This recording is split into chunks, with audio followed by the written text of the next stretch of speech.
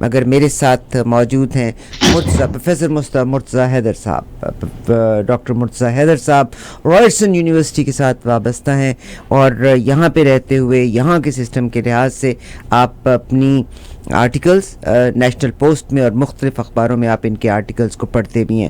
Doctor Murtaza صاحب میرے ساتھ موجود ہیں.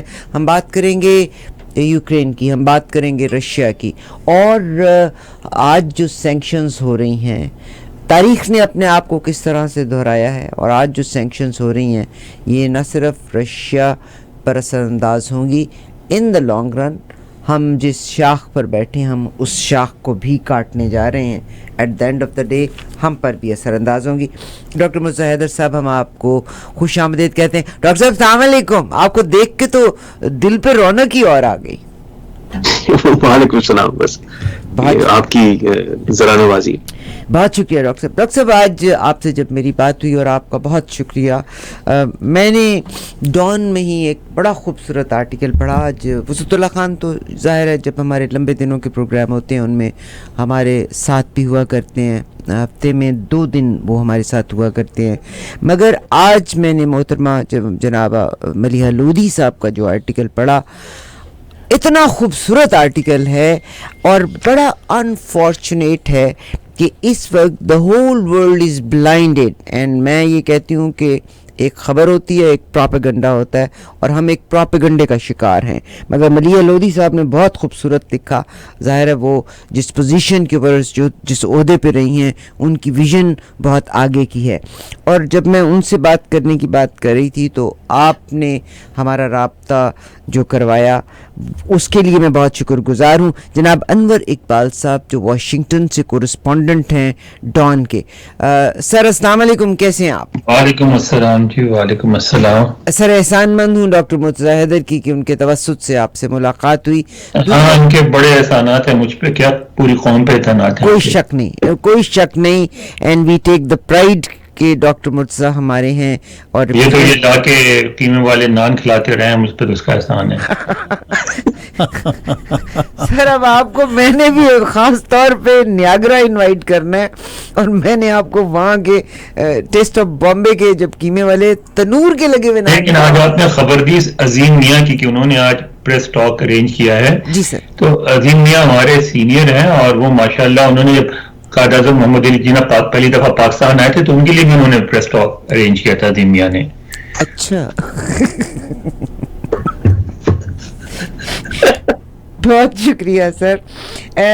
میاں صاحب عظیم ہیں اور رہیں گے. میں ذرا مداخلت کرنا چاہتا ہوں. یہ ہمارے جو لسنرز ہیں وہ شاید انور سے واقف نہ ہو, تو اگر آپ کی اجازت ہو تو میں ایک ڈاکٹر صاحب آپ ہی سب کچھ کریں گے جو بھی, میں تو اپنے علم میں اضافہ کروں گی آپ دونوں کے ساتھ بیٹھ کے. جی, تو کہانی کچھ یوں ہے کہ پاکستان میں جہاں ہم لوگوں کا خیال تھا کہ صحافت کا معیار بلند ہوگا میڈیا آنے سے اور سب کچھ سے, وہ اس کے کافی برعکس ہوا, اور صحافت کا معیار بہت گرا. اور میں اس لیے یہ کہہ رہا ہوں کہ مجھے جو صحافت میں لائے لوگ اور جنہوں نے مجھے سسٹین کیا وہ انور اقبال جیسے لوگ تھے. مجھے متعارف کرایا صحافت میں فرنٹیئر پوسٹ کے ایڈیٹر ہوتے تھے عزیز صدیقی مرحوم, وہ لے کر آئے.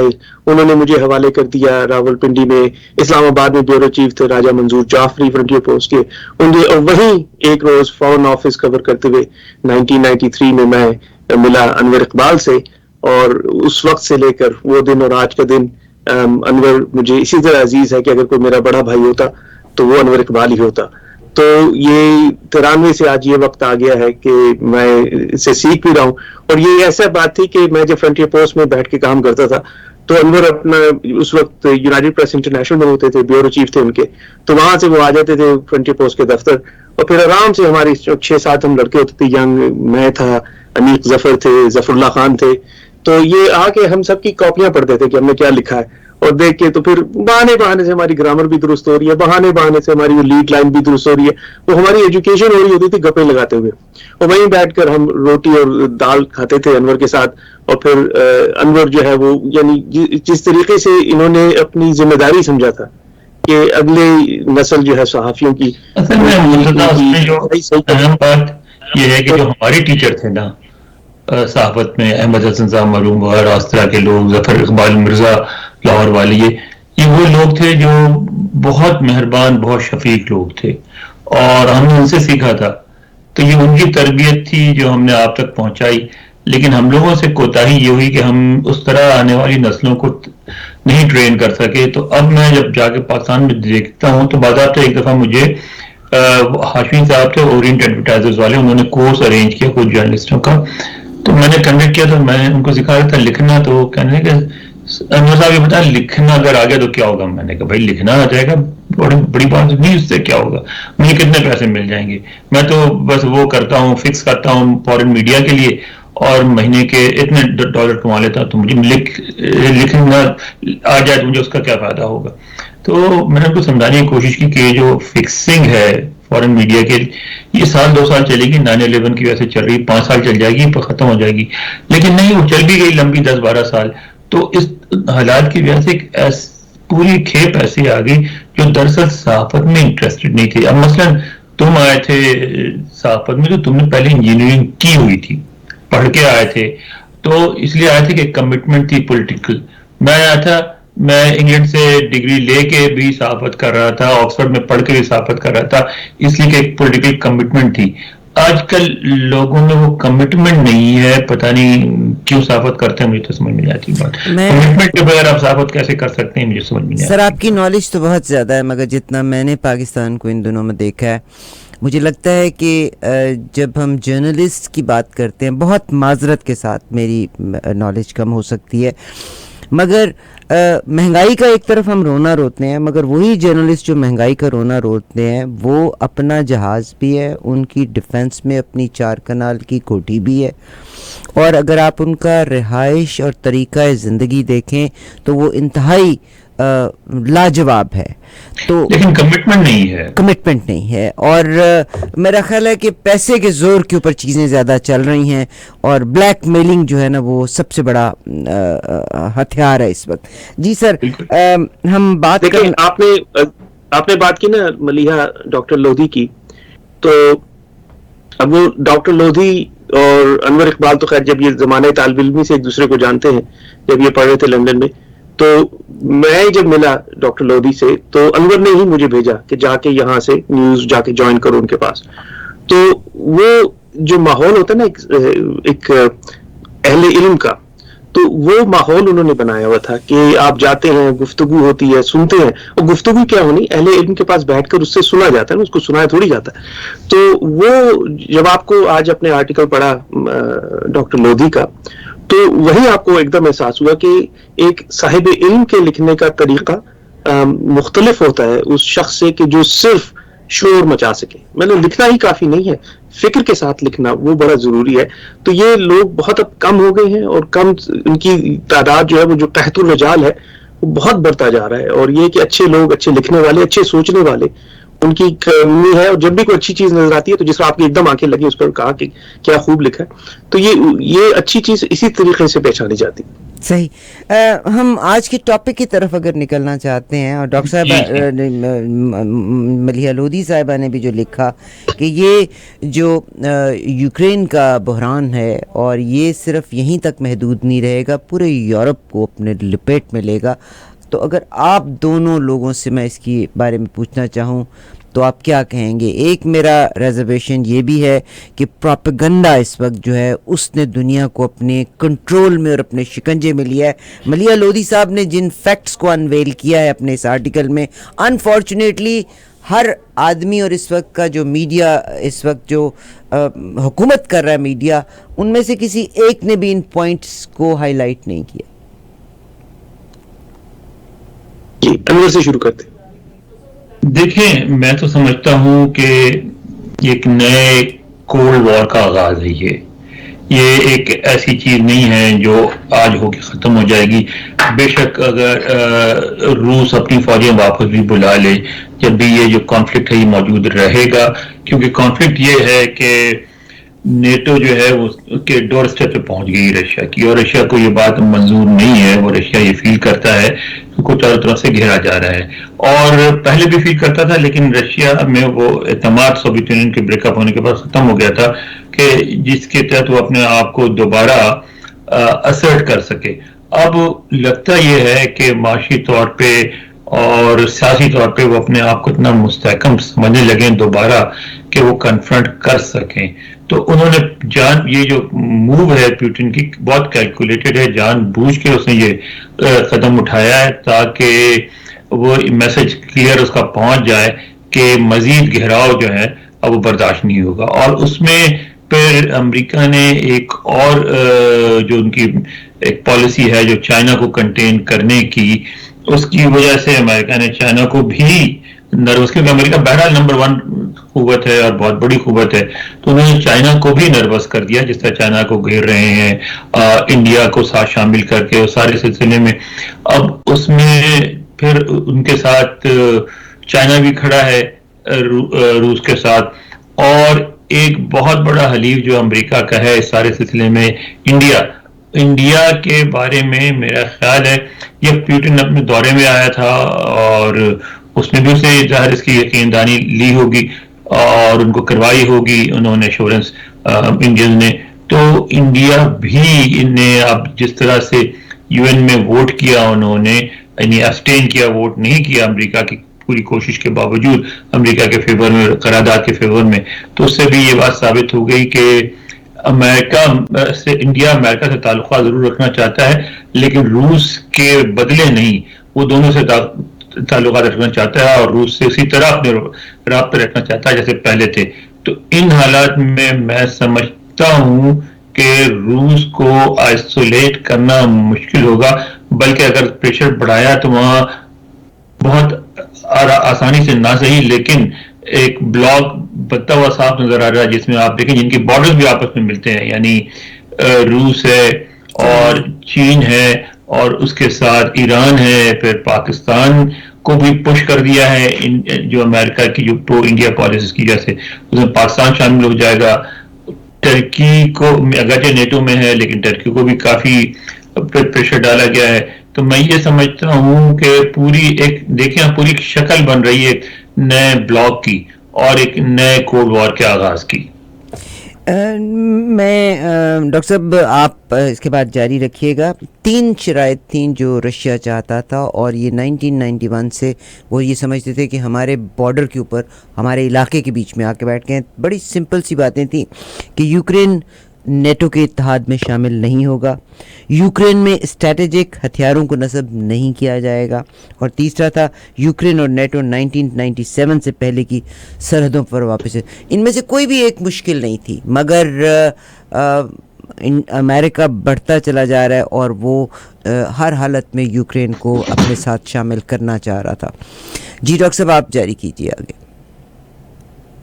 جی میں اس کو اس طرح دیکھ رہا ہوں, دیکھیے یہ جو آج کل آپ کو گفتگو شنید ہوتی دکھائی دے رہی ہے نا کہ یہ یونائٹڈ نیشنز کے چارٹر کے خلاف ہے, یہ اس طرح ایک ملک دوسرے ملک پہ حملہ نہیں کر سکتا, یہ اس طرح کی جتنی بھی باتیں آپ سن رہے ہیں, کمال یہ ہے کہ یہی باتیں پچھلے 30 سال سے روس کر رہا تھا کہ بھئی آپ عراق پہ بغیر اس طرح حملہ نہیں کر سکتے, آپ افغانستان پہ اس طرح حملہ نہیں کر سکتے, آپ سیریا میں جا کر اس طرح ویپنز نہیں دے سکتے.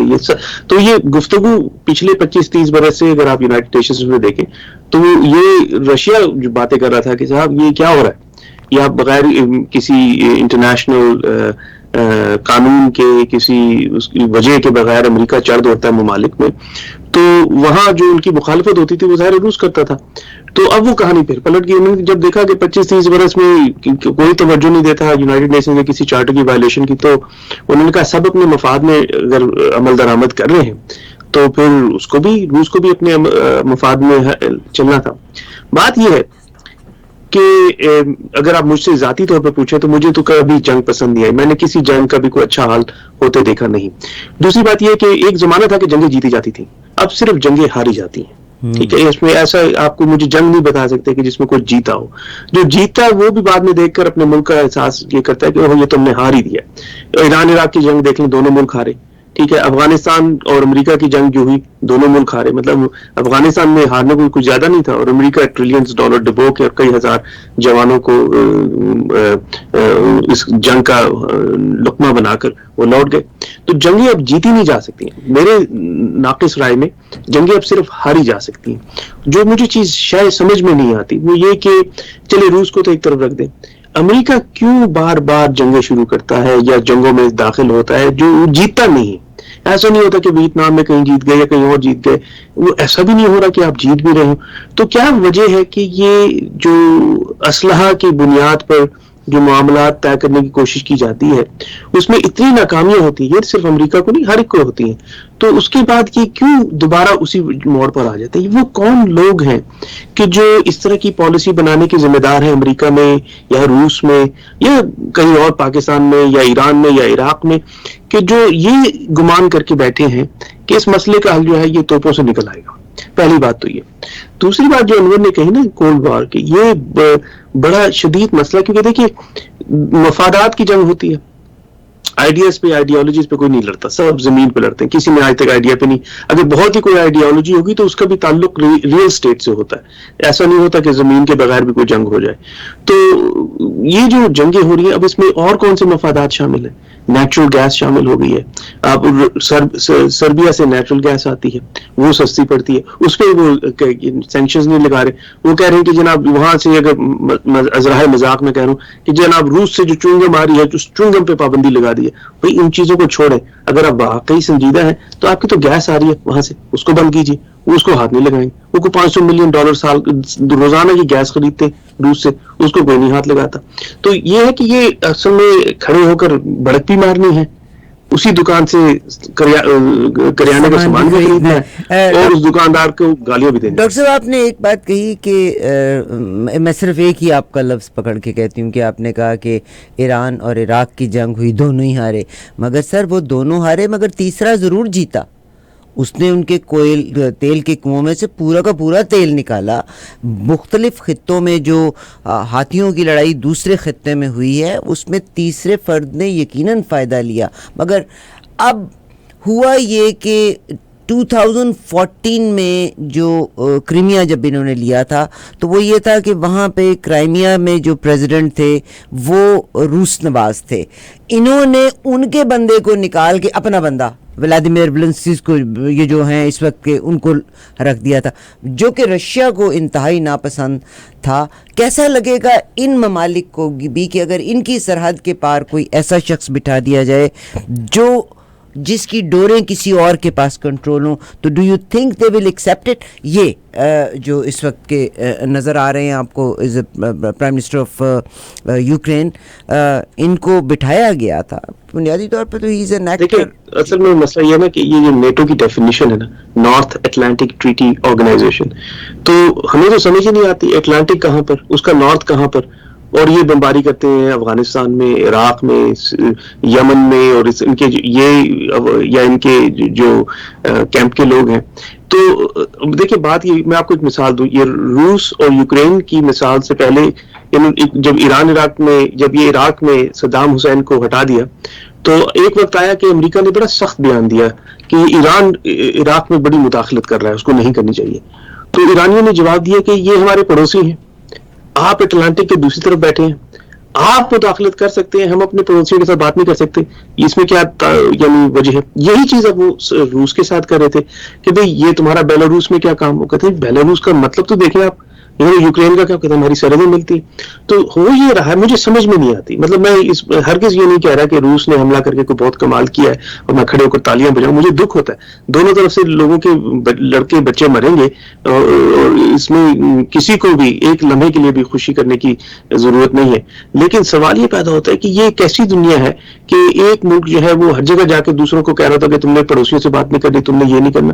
تو اس طرح کی جو چیزیں ہوتی ہیں وہ کسی بڑی مسئلہ, تو میں آپ کو صرف سپرفیشل چیزیں بتا رہا ہوں, اور مجھے امید ہے کہ انور جو ہے نا اس کی وہ بتائیں گے کہ یہ اصل میں جو آپ کو نظر آ رہا ہوتے ہوئے اس کے نیچے اصل محرکات اس کے کیا. ہم آپ ہی سے سننا چاہتے ہیں انور صاحب, مگر میں ایک اور چیز کی طرف بھی آپ کو لے کے جاؤں گی کہ یوکرین کے بعد آگے فن لینڈ کھڑا ہے, اور انہوں نے فن لینڈ کو بھی وہی شے دینی ہے کہ تم بھی نیٹو کے ممبر بن جاؤ. رشیا ول نیور الاؤ. آپ فن لینڈ کے معاملے میں میرا خیال رشیا اتنا سینسیٹیو نہیں ہوگا جتنا یوکرین کے, کہ یوکرین ایک ایسا ملک ہے جس کے بارے میں رشیا یہ سمجھتا ہے کہ یوکرین تو ہم نے اپنے ہاتھوں سے بنایا ہے. کرائمیا کو شامل کیا, 2-4 اور علاقے ہیں کم از کم 2 اور جن کو انہوں نے شامل کر کے ایک نئی اینٹی بنائی تھی سوویت دور میں, اور وہ سمجھتے تھے کہ یہ جو ظاہر سینٹرل ایشیا وغیرہ اور جو دوسرے لوگ تھے وہ مختلف لوگ تھے, ایون جارجین جو تھے وہ مختلف تھے. مگر یہ یوکرین ہے اور ساتھ جو یورپی ممالک ہیں شامل جو تھے سوویت یونین میں, ان کو وہ اپنا نیچرل حلیف سمجھتے تھے, اور اس لحاظ سے آپ یہ سمجھ لیں کہ اس پورے علاقے کو انہوں نے کی تشکیل نو کی تھی, اور اس لیے وہ اتنے زیادہ سینسیٹیو ہے. مگر میں آگاہ کی بات کو آگے بڑھانا چاہوں گا کہ بہرحال یہ بات ہمیں ماننی پڑے گی کہ روس نے بھی بہت بڑی حماقت کی ہے حملہ کر کے, کیونکہ اس کو بھی اس سے کچھ حاصل نہیں ہوگا. آپ یہ دیکھیں کہ امریکہ نے کیا فوری طور پہ کل جو ہے $359 ملین دیا, اس سے پہلے $300 ملین دے چکے ہیں اسلحے کی سپلائی کے لیے, اور پھر وہ ممالک یہاں سے اسلحہ سپلائی کیا جا سکے یوکرینینز کو وہ بھی بہت قریب ہے, یعنی اسلحہ بھیجنا بھی کوئی بہت مشکل نہیں ہے. اور پولینڈ خاص طور پہ اس وقت پولینڈ کا میں کی سفیر کی آج تقریر سن رہا تھا, پولینڈ والے اس حملے سے, چونکہ پولینڈ ہمیشہ روس سے ڈرتا رہا ہے, اور پولینڈ میں ہمیشہ تھرو آؤٹ ہسٹری میں زار کے زمانے سے اینٹی رشیا سینٹیمنٹس بہت اسٹرانگ رہے ہیں. تو وہ پولینڈ بھی تیار ہو جائے گا اور بھی ممالک جو تیار ہو جائیں گے. تو میرا خیال ہے کہ اگر امریکہ چاہے تو یہ جو کانفلکٹ ہے بہت لمبی ہو سکتی ہے, اور اس میں بہرحال رشیا کا بہت نقصان ہوگا. تو میں سمجھتا ہوں کہ یہ بات بالکل صحیح ہے کہ اس کا فوری طور پہ کوئی حل, اس کو روکا جائے جنگ کو, اور اس میں مذاکرات کا آغاز ہو, کوئی ڈپلومیٹک کوششیں ہوں جس کے ذریعہ مسئلے کو حل کیا جا سکے. اور پھر فوکس جو ہونا چاہیے جو ہیومینیٹیرین کرائسس جو ہے, جو لوگ مر رہے ہیں, اور اس کے بعد جتنے سارے لوگ جو ڈسپلیس ہوئے ہیں ان کو لانا, یعنی اکھاڑنا تو بڑا آسان ہوتا ہے, ان کو دوبارہ بسانا, ان کے لیے روزگار کریٹ کرنا, وہ کرنا, یعنی پورا سلسلہ چل نکلے گا. ایک اچھا خاصا خوشحال ملک جو ہے غیر خوشحال بن جائے گا اور نئی مصیبتوں میں مبتلا ہو جائے گا. تو میں سمجھتا ہوں کہ روس نے بھی بہت بڑی حماقت کی ہے. بہت شکریہ. اس پہ مجھے یاد آ رہا ہے رسول بخش پلیچو صاحب کا بیان ایک بہت پہلے, جب ہماری مجھے گمان یہی کہ انہیں کا بیان تھا, ان سے کبھی کسی نے پوچھا تو انہوں نے کہا کہ یہ جو 60 لاکھ کلاشنکوفیں آپ نے ان مجاہدین کے ہاتھ میں دی ہیں, یہ ابھی تو روس کی طرف ہے, پھر کچھ عرصے کے بعد یہ آپ کی طرف ہو جائیں گی. تو یہ جو ویپنائز کیا جا رہا ہے نا سیویلینز کو, لاکھوں میں ہوگا, ہزاروں میں نہیں ہوگی, لاکھوں میں. ابھی تک تو 18,000 جو لوگ ہیں نا وہ تو 18,000 کو دیا. پرانی بات بتا رہے ہیں. اچھا, یہ تو 350 ملین سے شروع ہوا ہے نا, یہ امریکہ وہاں یہ پیسے ڈالنا شروع ہو جائے گا, یہ بلینز میں چلا جائے گا, یہ ویپنز دیں گے.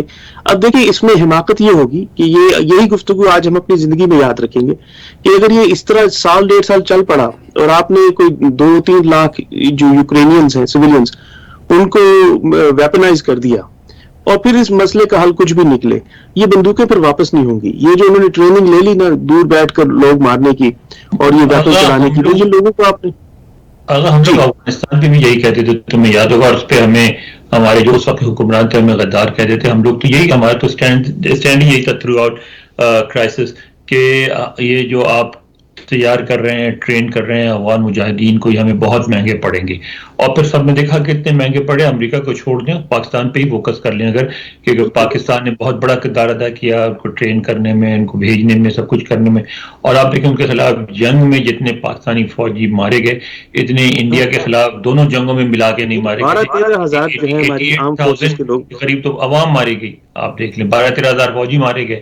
تو ایک تباہی مچ گئی پورے ملک, اور ملک میں اس طرح کی تباہی کسی بھی جنگ کے بعد نہیں آئی تھی. یعنی 71 میں بھی اور 65 میں بھی آپ جنگ ختم ہونے کے کچھ عرصے بعد ہی وہیں سے دوبارہ اپنی زندگی شروع کر سکے تھے. لیکن آپ دیکھیں ابھی تک اس جنگ سے سنبھل نہیں سکے, اور سنبھلنا اور پھر اب ایک نیا جو سلسلہ شروع کر دیا ہے وہ کیا ہے تحریک لبیک والا, وہ بھی اس کا شاخسانہ ہے, وہ بھی ایک مثبت گلے میں پڑی رہے گی.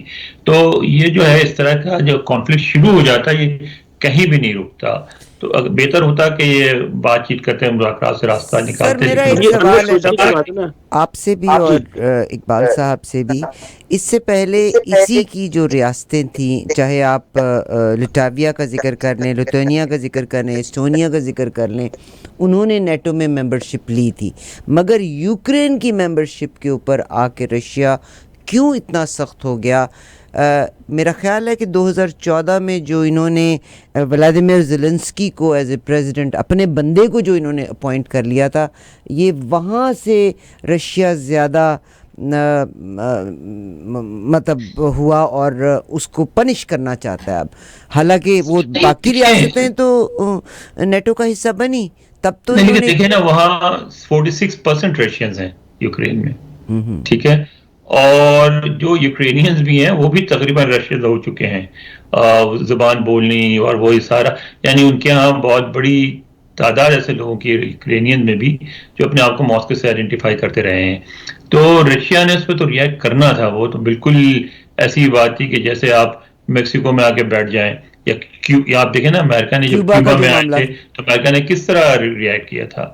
حالانکہ وہ بھی ایک سائیڈ کی سٹوری سنائی گئی تھی, حالانکہ پہلے مسلز جو لگائی تھی وہ امریکہ نے ٹرکی اور اٹلی میں لگائی تھی, اور پھر جب یہ آ کے بیٹھا تھا تو پھر امریکہ, لیکن آپ نے اس کو برداشت نہیں کیا تھا نا, تو وہ بھی ایک لائن انہوں نے پہلے سے ڈرا کر رکھی تھی, وہ رشیا نے ریئیکٹ کرنا تھا, لیکن یہ کہ بہرحال جو انویژن ہے یہ بڑی حماقت ہے. بہت شکریہ. ڈاکٹر صاحب آپ کیا فرمائیں گے؟ دیکھیں یہ جو ہے نا باقی ریپبلک آف استونیا, یہ اس طرح سمجھ لیں کہ یہ لاہور کی گوال منڈی سمجھ لیں, چھوٹے چھوٹے علاقے ہیں, یہ ان کا وہ نہ جثہ ہے نہ آبادی ہے کہ جو یوکرین کی ہے. دوسری یہ بات ہے کہ یہاں سے ان کی گیس پائپ, دیکھیں یہ کہانی چلتی ہے وہ گیس کی چوری کے الزام سے, جو گیس پرون کا جو سلسلہ شروع ہوا تھا آج سے کوئی 7-8 برس پہلے, جب رشیا نے کہا کہ یوکرین ہماری گیس چوری کر رہا ہے. اور وہ یہ تھا کہ سارے شفل میں پہلے یوکرین کے پاس بھی بہت ساری گیس ہے لیکن وہ مہنگی پڑتی تھی, سربیا سے جب گیس آئی تو وہ سستی تھی, تو وہ سربیا والی گیس بکنا شروع ہو گئی. تو وہ کافی سارے جو ان کے تھے اقتصادی جو انسینٹیوز ہیں وہ بھی ہیں. ایسا نہیں کہ یہ صرف رشیا کے لیے یا روس کے لیے نظریاتی کانفلکٹ ہے, ان کی گیس وہاں سے جاتی تھی, بکتی تھی. تو یوکرین کا وہ جو درجہ ہے وہ استونیا یا اس طرح کی چھوٹی چھوٹی جو ریاست تھے وہ اس زمرے میں نہیں آتی. دوسری بڑی بات ہے, میں جو سوچتا ہوں نا, بہت بڑا ملک ہے بالکل. دوسری چیز جو سمجھ میں نہیں آتی مجھے وہ یہ کہ دیکھیں جب بھی آپ ویپنائز کرتے ہیں نا, دیکھیں امریکہ میں ہم لوگ جو کہ زیادہ امریکہ سے واقف نہیں ہیں, ہم بہت ہوتا ہے جا کے نیو یارک چلے جاتے ہیں, فلوریڈا چلے جاتے ہیں, واشنگٹن چلے جاتے ہیں, سیاٹل, بڑے بڑے شہروں میں. لیکن اگر آپ امریکہ کی جو سدرن بیلٹ ہے وہ بہت ویپنائزڈ ہے. اس میں آپ اگر جا کے دیکھیں رورل بیلٹ میں تو آپ دیکھو گے کہ تقریباً ہر شخص نے 5-5, 6-6 بندوقیں رکھی ہیں, اور بڑی بڑی, اور لوگ کنسیلڈ ویپنز لے کے پھر رہے ہوتے ہیں. تو وہ ویپنائز اگر ایک دفعہ سوسائٹی ہو جائے جس طرح کہ امریکہ کی ہوئی بھی ہے, تو وہ ابھی تک ان کو 150 سال میں اپنے آپ کو ڈی ویپنائز نہیں کر سکے ان علاقوں سے. اب آپ جا کر پرسوں ہماری یہاں پاکستانی کمیونٹی کی بڑی ہر لذیذ شخصیت تھے, ایک چٹنی ریسٹورینٹ تم بھی جا چکے میرے ساتھ, اس کے مالک عبدالرؤف صاحب بیچارے وہ ہوٹل میں گئے کسی کو ڈراپ کرنے, اور ان کے پاس نئی مرسیڈیز تھی, وہ چھیننے کے چکر میں ان کو قتل کر دیا. ہاں آج کی نیوز ہے یہ سر. جی تو وہ اس لیے کہ ویپنز ہیں ان کے پاس, بھی آسانی سے خرید سکتے ہیں, بہت آرام سے مل جاتے ہیں. تو یہاں جس طرح دیکھیں نا امریکہ میں ویپن خریدنا رکھنا ناممانعت ہے اتنی زیادہ, جو آلموسٹ سیمی ایٹومیٹک ویپنز جو ہیں وہ تھے. تو اب اگر امریکہ اپنے آپ کو ڈی ویپنائز نہیں کر سکتا, اب آپ یورپ کے درمیان میں کئی لاکھ لوگوں کو, ابھی تو 18-20 ہزار کی بات ہے, یہ لاکھوں میں چلی جائے گی اگر یہ کانفلکٹ چل گیا 1 برس, ان کو ویپنائز کر دیں گے. پھر آپ سوچیں کہ یہ اس کے 5, 10, 15 سال کے بعد ہوگا کیا. آپ طالبان سے پاکستان میں ڈرتے تھے کہ جب آپ یورپ میں طالبان پیدا کریں گے تو پھر آپ کو احساس ہوگا کہ یہ کتنا بڑا آپ نے حماقت کی ہے. تو جو اگر میں اس کو دیکھتا ہوں تو میں یہ سمجھتا ہوں کہ رشیا کو جس طریقے سے انہوں نے موٹیویٹ کیا یا اکسایا حملہ کرنے پہ, وہ غلطی تھی. جس طریقے سے رشیا نے حملہ کر دیا وہ غلطی ہے. جس طریقے سے یہ لوگ اب ریئیکٹ کر رہے ہیں اور اسلحہ پرووائڈ کر رہے ہیں وہ غلطی ہے. تو غلطی پر غلطی پر غلطی. تو مجھے یوں لگ رہا ہے کہ جو وہ ہماری نانی ہمیں کہا کرتی تھی کہ آدمیاں گمشدند ملک خدا خر گرفت, تو گدھوں کے ہاتھ میں جو ہے اس وقت حکومتیں آ گئی ہیں, اور ہر ایک کوشش کر رہا ہے کہ کسی طریقے سے میں دوسرے سے بڑی حماقت کر کے دکھاؤں, اور اس سارے نتیجے میں یہ دنیا کو اقتصادی تباہی کی طرف لائے. مجھے یہ لگتا ہے آگا کہ دنیا جو ہے نا سائیکلز میں چلتی ہے. دیکھو 1940s میں ورلڈ وار کو ہوئے بہت عرصہ گزر گیا. 1940s میں یہی ہوا تھا نا کہ ہر طرف رائٹ ونگ آ گئی تھی, ایکسٹریمسٹ, اور انہوں نے دیکھو اس کا کیا نتیجہ نکلا. اب دوبارہ کیونکہ بہت عرصہ گزر گیا, لوگ سب کچھ بھول گئے ہیں, تو اب ہر طرف خود اس کام کا بلکہ آغاز تو مسلمان ملکوں سے ہوا جہاں القاعدہ اور طالبان جیسے لوگ آ کے بیٹھ گئے. تو اس وقت ہر طرف جو انتہا پسند رائٹسٹ لوگوں کا جو ہے اثر بڑا ہے, اور اس کا جو ہے نا نتیجہ ساری دنیا کو پھر بھگتنا پڑے گا, کیونکہ یہ لوگ تو جنونی ہوتے ہیں, یہ تو نہیں رکتے کسی بھی بات پہ. اصل میں امریکہ کو دیکھیں رائٹ ونگ کس طریقے سے وہ آئے اور قابض ہو گئے ان کی صدارت پر, اور بھارت میں جو ہو رہا ہے رائٹ ونگ جو ہے ایکسٹریمزم, اور جو دو ملک جہاں رائٹ ونگ نہیں کام کر رہے وہ ایک روس ہے اور ایک چین ہے. صحیح.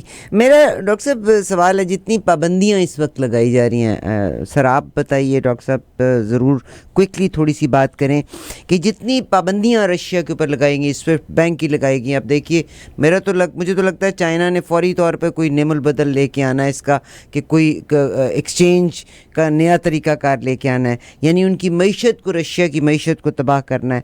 اور رشیا کی اسٹاک مارکیٹ بھی آج نہیں کھلی, مگر Russia second largest oil supplier ہے, فرسٹ لارجسٹ گیس سپلائر ہے, اس کے علاوہ اور بہت سی چیزیں وہاں پیدا ہوتی ہیں. تو آپ کا کیا خیال ہے کہ اگر رشیا پہ یہ پابندیاں لگائی جائیں گی تو ان دا لانگ رن یہ یورپ کے اوپر بھی تو اثر انداز ہوں گی, اور انگلینڈ کو اتنے اچھے حالات میں سے نہیں گزرا. بریگزٹ کے بعد جس حالات میں سے انگلینڈ گزر رہا ہے وہ کسی سے چھپا ہوا تو نہیں ہے. تو کیسے یہ متاثر کرے گا انگلینڈ کو, یورپین کنٹریز کو اور ہمارے نارتھ امریکہ کو؟ دیکھیں یہ شروع کیسے ہوتا ہے. پہلے یہ ہوتا ہے کہ جب آپ کی ٹرانسپورٹیشن فیول مہنگا ہو جائے, ہیٹنگ فیول مہنگا ہو جائے, تو کاسٹ آف ڈوئنگ بزنس بڑھ جاتی ہے. ٹھیک ہے, تو شروع میں تو احساس نہیں ہوگا, ان کے پاس سب کے پاس ریزروز ہوتے ہیں, لیکن اگر انہوں نے اس تنازع کو چلا لیا سال برس تک, ایک برس تک, تو پھر ان کو اپنے ریزروز گھٹتے ہوئے نظر آئیں گے. پھر آپ کو نظر آئے گا ابھی جو ہے جو فیوچرز کی ایک ہوتا ہے نا, ایک اسپاٹ پرائس ہوتی ہے جو آج کل ہے, ایک فیوچر پرائس ہوتی ہے کہ جی میں نے آپ سے 6 مہینے میں اتنے لاکھ بیرل تیل خریدنا تھا, اس کی کیا قیمت ہوگی 6 مہینے میں. تو وہ فیوچر پرائسز ابھی نہیں بتا رہی کہ حالات ایسے ہیں کہ گیس کی قیمت بہت بڑھ رہی ہے یا تیل کی قیمت, ابھی وہ اسپاٹ اور فیوچر میں وہ اسپریڈ نہیں آیا.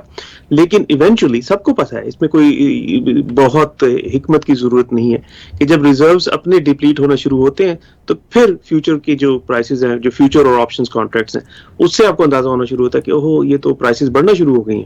تو وہاں پھر وہ لوگ پرائس آؤٹ کرنا شروع کر دیتے کہ اچھا جناب پہلے ایک کنٹینر آ جاتا تھا $8,000 میں چین سے, اب آئے گا $16,000 میں. تو وہ ساری چیزیں آپ پر اثر انداز ہوں گی, چاہے آپ یورپ میں رہتے ہوں, چاہے ہم امریکہ میں رہتے ہوں.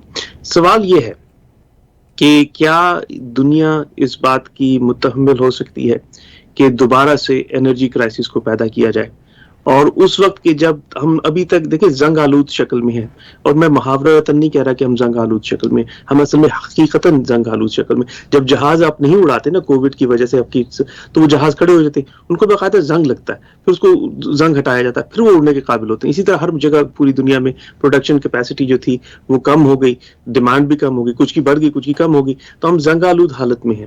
اس حالت میں ہم نے پھر یہ پنگا لے لیا. اس پنگے سے کیا ہوگا کہ یہ فیول کاسٹ بڑھیں گی, فیول کاسٹ کے بڑھنے سے ہر چیز کی قیمت میں اضافہ ہوگا. انفلیشن امریکہ میں اس وقت پہلے ہی بڑے ہائی لیول پہ ہے جو پہلے نہیں تھی, اور اب اگر فیول کاسٹ کی وجہ سے, ٹرانسپورٹیشن کاسٹ کی وجہ سے اگر قیمتیں اور بڑھتی ہیں تو انفلیشن بھی اور اوپر ہو جائے گی. پھر وہ اس سے کیا ہوگا کہ پھر آپ کو انٹرسٹ ریٹس بڑھانے پڑیں گے. جب آپ انٹرسٹ ریٹس بڑھاتے ہیں تو کاسٹ آف ڈوئنگ بزنس بڑھ جاتا ہے. تو یہ ہر وہ شے بتا رہی ہے کہ نہ انہوں نے پورا کیلکولس کیا ہے اپنا جنگ کرنے سے پہلے, نہ انہوں نے اپنا پورا کیلکولس کیا ہے جنگ میں ہاتھ ڈالنے سے پہلے. تو جو انونز ہوتے ہیں نا, ڈونلڈ رمسفیلڈ جس کو بہت کم لوگوں نے پسند کیا, لیکن وہ انہوں نے کہا تھا کہ ایک تو ہوتے ہیں نا نون انونز, کہ جن چیزوں کا آپ کو پتا ہے کہ آپ کو نہیں پتا, اور دوسرے وہ ہیں کہ جو انون انونز ہیں کہ جن چیزوں کی لا علمی سے آپ خود لا علم ہے. یعنی ایک تو ہوتے ہیں نا, ایک تو سادہ جو آپ کی اگنورنس ہے, اور ایک ہوتی ہے مرکب اگنورنس. وہ مرکب اگنورنس یہ ہے کہ آپ اپنی نا علمی سے لا علم ہے. تو مجھے یہ لگتا ہے کہ اس وقت جو ایک تو جو ہم نے ڈسکس کیا نا کہ جنگ میں جو ویسے مسائل ہوتے ہیں خون خرابے کے وہ تو ہوں گے, جو اقتصادی مسائل ہوں گے ان کی پیچیدگیوں سے لا علمی جو ہے وہ اس بات سے مجھے صاف لگ رہا ہے کہ ہمیں بھی نہیں اندازہ, اور جو لوگ اس میں ملوث ہیں ان کو بھی نہیں اندازہ کہ یہ جب معاملہ بڑھے گا تو یہ کیسے سیٹل ہوگا. اس حالات میں کہ جب انٹرسٹ ریٹس پہلے ہی بڑھنا شروع ہو چکے تھے, ضروری نہیں تھا کہ دنیا کی معیشت کو, پوری دنیا کی معیشت کو, ایسا نہیں کہ یہ صرف روس کا اور یوکرین کا مسئلہ ہے. ابھی کیا ہوگا اگر یہ یوکرین سے گیس بند کرتے ہیں تو کیا یہ کریں گے نہیں سربیا سے گیس, لیکن فرض کیجئے کہ وہاں مسئلہ کھڑا ہو جاتا ہے, یہ پھر قطر کے پاس دوڑتے ہوئے جائیں گے کہ صاحب آپ کی ایل پی جی ہے, لیکوڈ پیٹرولیم گیس, اس کی پروڈکشن بڑھائیں. وہ قطر پہلے ہی فل پروڈکشن پہ ہے, وہ پھر بھی کہیں سے کر لے گا. پھر اسی دوران فرض کیجئے کہ قطر کی کسی سی پورٹ پہ کوئی پٹاخہ پھوٹتا ہے تو وہاں سے پروڈکشن کیپیسٹی یا شپمنٹ کیپیسٹی ختم ہو جاتی, پھر پوری دنیا پریشان ہوگی کہ جناب سربیا سے گیس ہم نے بند کروا دی, قطر سے ایل پی جی نہیں آ رہی, اب کیا کریں. تو ایسا نہیں ہے کہ دنیا میں انرجی کے اتنے وافر ذخائر ہیں کہ یہاں سے نہیں ہوا تو وہ کہتے ہیں نا پنجابی میں, ادھروں نہیں چلتا ادھروں ٹوٹی کھول دو. وہ ٹوٹیاں اتنی ہیں نہیں کہ آپ کھولیں گے, اور لہٰذا بڑے احتیاط سے چلنے کی ضرورت ہے. بالکل درست ہے, بالکل درست ہے. لیکن دیکھیں اس میں یہ بھی کہنا بہرحال ابھی قبل وقت ہوگا کہ اس میں کس کی جیت ہوگی, کیونکہ جو پابندیاں لگائی ہیں امریکہ نے, آج تو دیکھیں مسلسل نئی پابندی کا اعلان کر رہے ہیں, آج بھی کئی اعلانات ہوئے, اور پھر خود نہیں کر رہے بلکہ کمرشل کمپنیز جو ہیں ان سے پابندیاں لگوا رہے ہیں. تو اس صورت میں ظاہر ہے کہ روس کا بھی بہت نقصان ہوگا. یہ سمجھنا کہ روس نے پوری طرح کیلکولیٹ کر لیا تھا اور سمجھ لیا تھا کہ ہمارا, نہیں, ان سے بھی غلطی ہوئی ہے, ان کا بھی بہت نقصان ہوگا. اور یورپ میں امریکہ سے پہلے مطلب جرمنی جو ہے اس کا تو تقریباً مطلب ایک بہت بڑا حصہ اس کی انرجی کی ضروریات کا رشیا سے پورا ہوتا ہے. تو وہ کب تک آپ کے ساتھ چلے گا؟ فرانس کب آپ کے ساتھ چلے گا؟ تو یہ جو سارے مسائل ہیں یہ سارے کمپاؤنڈ ہوں گے, اور اس کے بعد میں سمجھتا ہوں کہ دونوں طرف نقصان ہوگا, یعنی رشیا بھی سے نہیں نکل سکے گا اور یہ بھی پھنسیں گے. اور مطلب جیسا کہ آج یہ کی ڈبیٹ میں سیکرٹری جنرل نے کہا کہ انف از انف, اب آپ ختم کریں اس حماقت کو. تو میرا خیال ہے کہ انف از انف ختم کرنے, لیکن کرنے کو نہ وہ تیار ہے نہ یہ تیار ہے, بات آگے بڑھے گی. میں چاہتا ہوں کہ اس میں جو ایک پہلو جس پہ ہم نے بات نہیں کی جو کرنی چاہیے وہ یہ ہے کہ اس سارے سلسلے میں انڈیا کا کیا رول ہوگا, انڈیا کا کیا نفع نقصان ہوگا.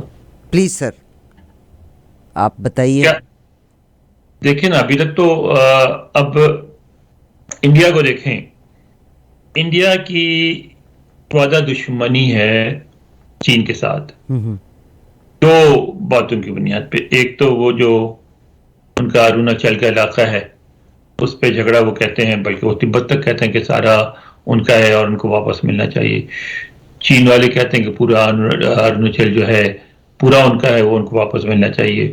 پھر بھارت کہتا ہے کہ وہ اکسائی چین جو پاکستان نے دیا تھا وہ بھی ان کو واپس ملنا چاہیے. بلکہ جی, اور اتنے لداخ سے اوپر والا, اور وہ تو خیر گلگت بلتستان سارا مانگتے ہیں. تو اس ساری لڑائی میں ان سب چیزوں کے باوجود آپ دیکھیں کہ امریکہ کے بہت پریشر کے بعد بھی انڈیا ایک حد سے آگے نہیں بڑھا. انڈیا نے چین سے تجارتی تعلقات خراب نہیں کیے, بہت بڑی تجارت ہوتی ہے دونوں کی. انڈیا نے چین سے دیکھیں, جب چین نے پرووک کیا اس وقت بھی انڈیا نے اوائڈ کی جنگ. تو اسی طرح روس کے ساتھ دیکھیں S-400 والا جو سودا تھا امریکہ کے پریشر کے باوجود کینسل نہیں کیا, اور امریکیوں نے کہہ رکھا کہ ابھی تک وہ سینکشن موجود ہیں, ہم نے فیصلہ نہیں کیا کہ انڈیا پہ لگائیں نہ لگائیں. تو اب جس طرح سے انڈیا نے ووٹ کیا ہے, ایبسٹین کیا ہے UN میں, اس صورت میں کیا امریکہ اس کو پی جائے گا اور خاموشی سے, لگتا یہی ہے کہ ابھی تو خاموش رہے گا. لیکن جو سوچنے والی بات ہے کہ کیا اس سے امریکہ اور انڈیا کے تعلقات میں کشیدگی نہ بھی ہوئی تو بہرحال ایک بات تو امریکہ کو سمجھ آ گئی ہے کہ انڈیا جو ہے وہ پاکستان نہیں ہے. انڈیا اس طرح آپ کی گیم نہیں کھیلے گا جس طرح پاکستان کھیلتا رہا ہے. آپ کے کہنے پہ فوجیں ہر جگہ نہیں بھیج دے گا. افغانستان میں ان کی بہت خواہش تھی کہ انڈین فورسز آئیں, ان کی مدد کریں, انڈین نے نہیں بھیجی فورسز.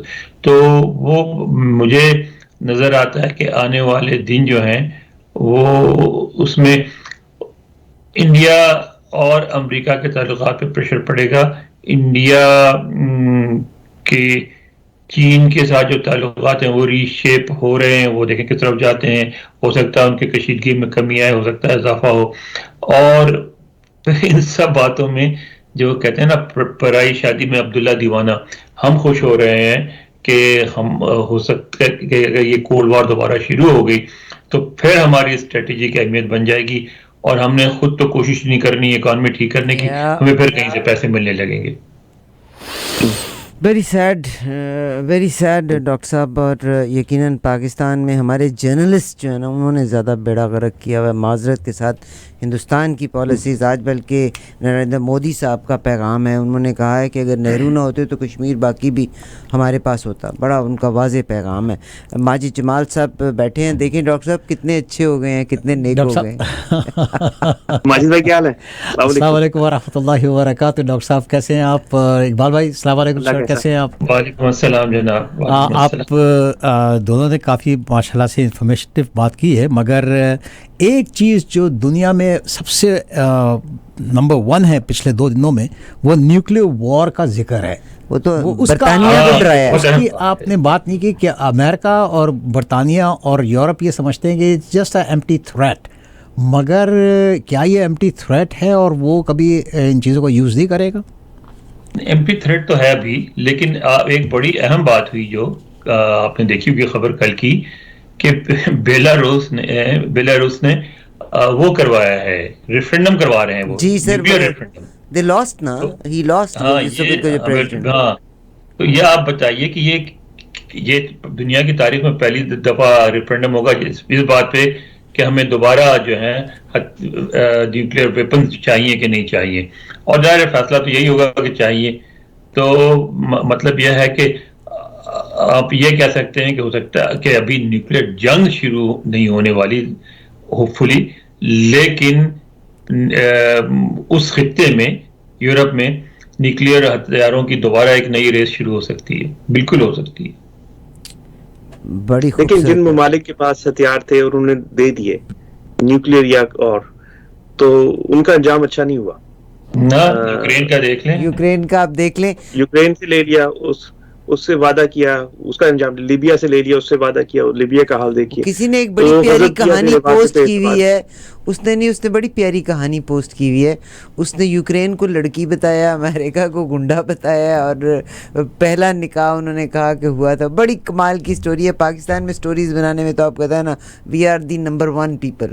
اینی ویز سر، آپ کا بہت شکریہ کہ آپ میرے ساتھ شامل ہوئے. ڈاکٹر صاحب کے احسانات میں چکا نہیں سکتی. ڈاکٹر صاحب آلویز لرن فرام یو. اور وہ میری والدہ اللہ جنت نصیب کرے کہا کرتی ہوتی تھی، جو نالائق شاگرد ہوتے ہیں ان کے بھاری بستے ہوتے ہیں. میں ڈاکٹر صاحب آپ سے سیکھتی ہوں، اور آپ کو پتہ ہے جو نکما شاگرد ہوتا ہے وہ سوال بھی بہت کرتا ہے. نہیں، انور کی باتوں پہ جائیے مت، یہ ساری زومانی باتیں ہیں. اس میں صرف آپ کو 1% کہانی پتہ ہے. جو لوگ جانتے ہیں انور کو اور مجھے اور کافی صحافی جو ہمارے پرانے دوست جو بی بی سی میں ہیں یا ادھر ادھر ہیں، تو وہ ہر اس جملے کا ایک جملے کا مطلب سمجھتے ہیں کہ یہ کہانی ہو کیا رہی ہے. نہیں، اس کے علاوہ یہ ہے کہ ہمارے بہت زیادہ مطلب فیملی ریلیشنز ہیں، نہ صرف ان سے اور ان کی بیگم سے بلکہ ان کی والدہ اور والد اور سارے، تو ہم بہت زیادہ کلوز ہیں ہم لوگ. بہت شکریہ. پاکستان کے بہترین اخباروں میں شمار ہوا کرتا تھا پاکستان ٹائمز. مجھے نہیں پتا پاکستان ٹائمز ہے کہ نہیں. اخبار کو پڑھنے کا مرشد الرحمان نے خرید لیا ہے. ابھی بھی وہ پاکستان ٹائمز کے نکالتے نہیں ہیں اس کو. کیوں؟ تاکہ کمپٹیشن نہ ہو، خرید کے رکھ لیا ہے، ڈمی چھاپ کے ہر دن جمع کرا دیتے ہیں. مگر سر یہ پاکستان کے ساتھ زیادتی ہے نا. ایک جو بہترین پاکستان پہلے آدمی تو نہیں ہے زیادتی کرنے والے، نہ آخری. یہ بھی بات صحیح ہے. آپ دونوں کا بہت شکریہ ڈاکٹر صاحب. Thank you very much doctor صاحب. احسان آپ لوگوں کا. مگر میری کوشش ہوگی کہ ہم ایک دن پھر آپ سے دوبارہ ٹائم لیں، کیونکہ ہم ٹاپ آف دا آور سے 5 منٹ آگے چلے گئے ہیں. ہم ایک دن پھر آپ سے ٹائم لیں گے، کیونکہ بہت سے سوالات ایسے ہیں جو دماغ کو تنگ کرتے ہیں، اور اگر آپ سے جواب مل جائے گا تو ہم احسان مند رہیں گے. آپ شکریہ. خدا حافظ.